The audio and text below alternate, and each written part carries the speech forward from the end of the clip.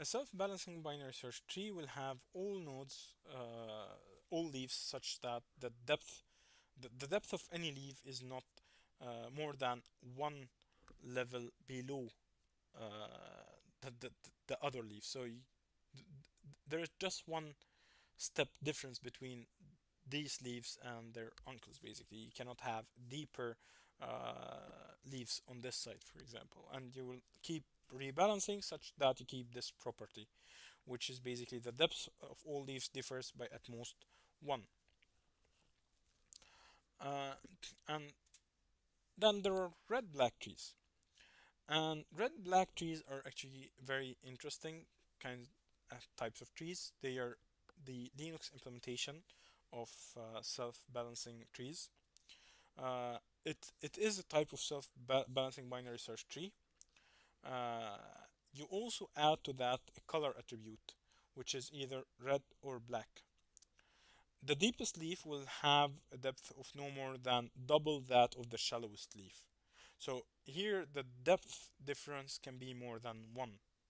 Okay, it does not have to be just one, but you have a constraint on that depth such that the deepest leaf has a depth of no more than double that of the shallowest leaf. And the tree is always semi-balanced given this definition of semi-balancing. There are 6 properties that should remain true for any red black tree to basically hold the red black tree properties. And the first one is that basically all nodes are either red or black, so you have to color them.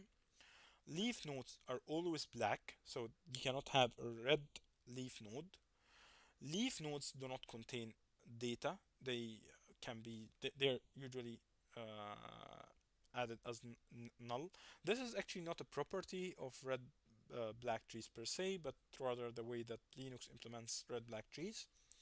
All non-leaf nodes have 2 children, so you'll always have 2 children for anything that is above a leaf. And that's basically one of the reasons that Linux say well have also the previous condition, which is that leaf nodes do not contain data. They are null basically. If a node is red, then both of its children must be black. And a red node cannot be the child or the parent of another red node. So that's one very important property. But it's not the opposite. So a black node can have black children. The path from a node to one of its leaves contains the same number of black nodes as the shortest path to any of its other leaves. So you will always have a balance when it comes to how many black nodes you need to traverse when going from the shallowest leaf between different from the root to any leaf. And that basically means that all paths through the tree to its leaves have the same number of black nodes. So these are the 6 important properties that should remain true. And the best way to actually understand how a red-black tree looks like is to look at a visualization of how it actually works or how it actually runs.